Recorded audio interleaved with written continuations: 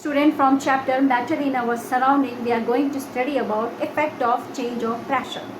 Now here we will study what is the effect of pressure on gases. Gases पे pressure का क्या effect है. Liquid and solid में हम वैसे प्रेशर को नहीं स्टडी करते. प्रेशर को बेस्ट स्टडी किया जाता है गैसेस के केस में, क्योंकि gases molecules they are freely moving and जब उस पर प्रेशर अप्लाई किया जाता है तो उनका रिजल्ट बहुत ज़्यादा विजिबल होता है. So that's why first of all start करते हैं.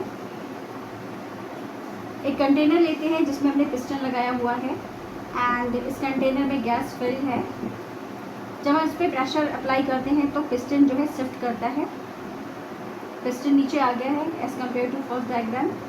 इसका मतलब है कि इस पर ज़्यादा प्रेशर अप्लाई हो रहा है. फर्दर और ज़्यादा अगर प्रेशर अप्लाई करते हैं तो गैसेस मॉलिक्यूल्स और गैसेस पार्टिकल और ज़्यादा जो है एक दूसरे के क्लोज आ जाते हैं.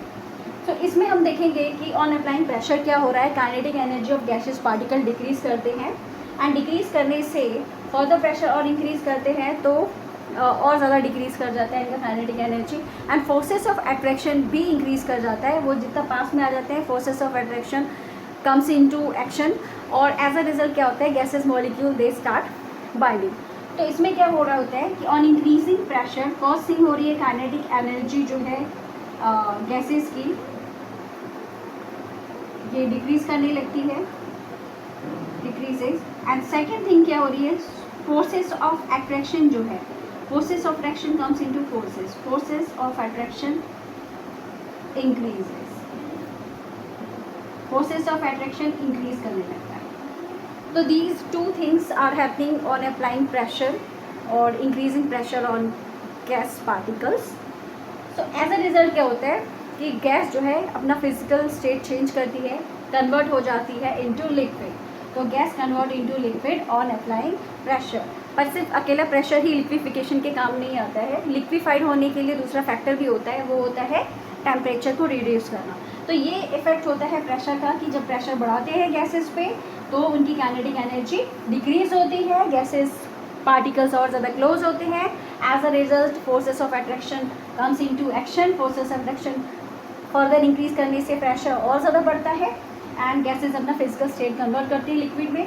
कंप्लीट जो है लिक्विफिकेशन के लिए हम स्टडी करेंगे कि गैसेस को हम लिक्विफाइड क्यों करते हैं.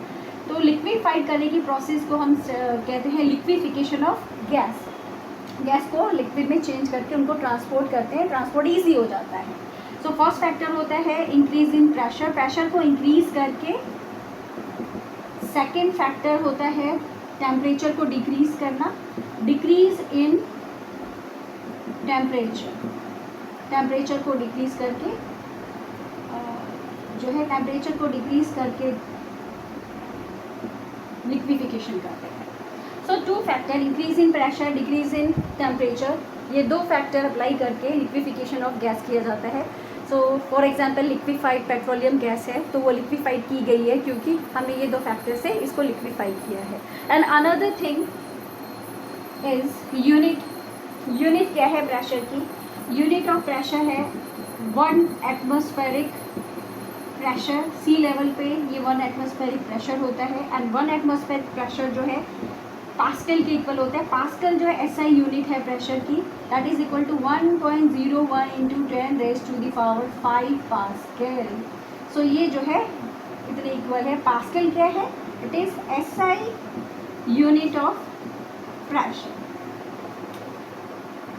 So after this we are going to study about another phenomena that is evaporation. Evaporation as name indicates कि यहाँ पे वेपराइजेशन होता है एंड वेपराइजेशन कैसे होता है, लिक्विड जो है गैस में कन्वर्ट होता है यानी वेपर में कन्वर्ट होता है. वेपर क्या है, गैस का ही फॉर्म है. एंड एवेपरेशन जनरली हम देखते हैं हमारी डेली लाइफ में भी होता है.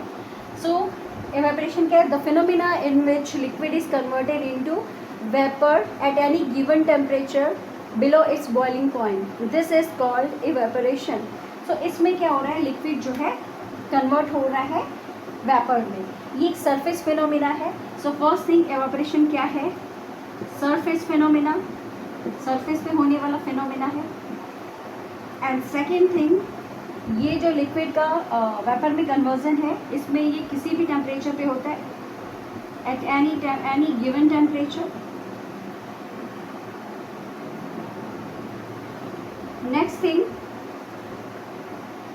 बिलो बॉइलिंग पॉइंट, अगली कंडीशन है बिलो लिक्विड के बॉइलिंग पॉइंट के नीचे होता है, below it's boiling point. So this is about the evaporation. Another thing about it कि इवेपोरेशन के लिए कुछ फैक्टर्स रिस्पॉन्सिबल होते हैं. वो क्या होता है, वैसे हमें पता है टेम्परेचर इंक्रीज करने से इवेपोरेशन इंक्रीज करता है. गैसेस मॉलिक्यूल जो है कंटिन्यूसली जो है वो रैंडम मूवमेंट में होते हैं. गैसेस क्या, तीनों स्टेट के, सॉलिड, लिक्विड, गैस, तीनों ही में जो पार्टिकल्स है they are continuously in state of motion, randomly move कर रहे होते हैं. किसी में मूवमेंट ज़्यादा, किसी में कम होता है. तो हम यहाँ स्टडी करेंगे फैक्टर्स के बारे में. फर्स्ट फैक्टर क्या है? First factor is surface area. Surface area का क्या है? Surface area directly proportional to evaporation है, यानी सरफेस एरिया बढ़ा तो एवेपोरेशन बढ़ जाता है.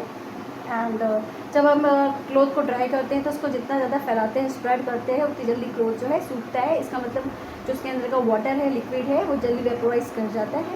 एज अ रिजल्ट वो ड्राई हो जाता है. Another thing, second factor is temperature.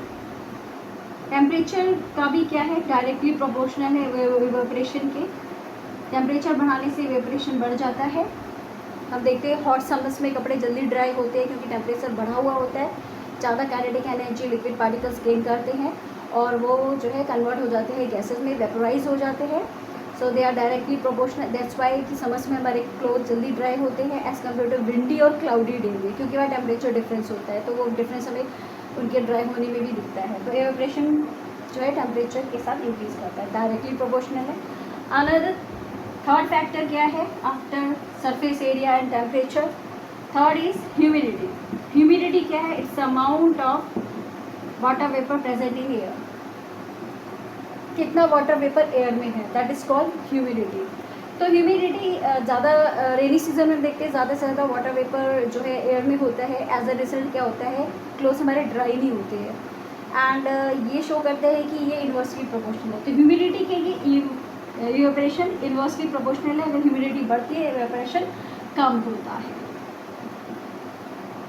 So that's why cloudy days में हमारे कपड़े जल्दी सूखते नहीं है एज़ कम्पेयर ड्राई डेज में. ड्राई डेज में जहाँ पे वाटर वेपर्स कम होते हैं जिस टाइम, सो ड्राई ये ड्राई एरियाज़ हैं वहाँ पे जल्दी कपड़े जो है सूखते हैं. एंड ह्यूमिड एरियाज़ में, रेनी जहाँ ज़्यादा रेन होती है वहाँ पे जल्दी सूखते नहीं है. और कंडीशन भी देखा जाए तो रेनी डे और क्लाउडी डे में जो है ड्राइंग ऑफ क्लोथ जो है लेस होता है as compare to the dry time.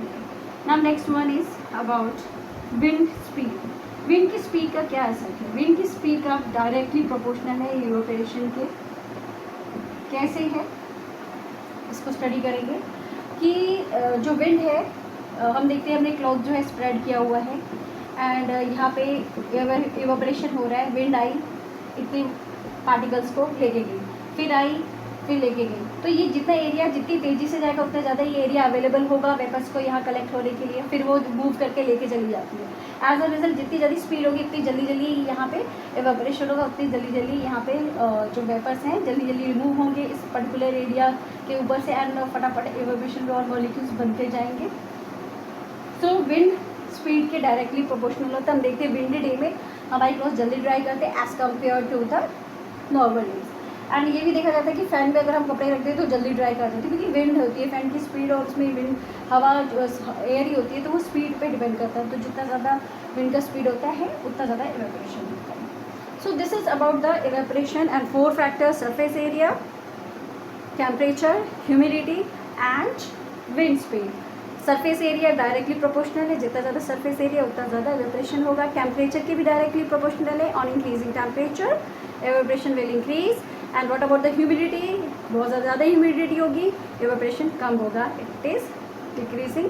So inversely proportional है. And what about the wind speed? जितना ज़्यादा विंड स्पीड होगी, हाई विंड स्पीड होगी, हाई इवेपोरेशन होगा. तो this is about the evaporation. In next topic we will study how the evaporation results. Cooling evaporation की वजह से ठंडा क्यों हो जाता है, कूलिंग क्यों होती है. So in next class we will meet again. Thank you. Share and subscribe.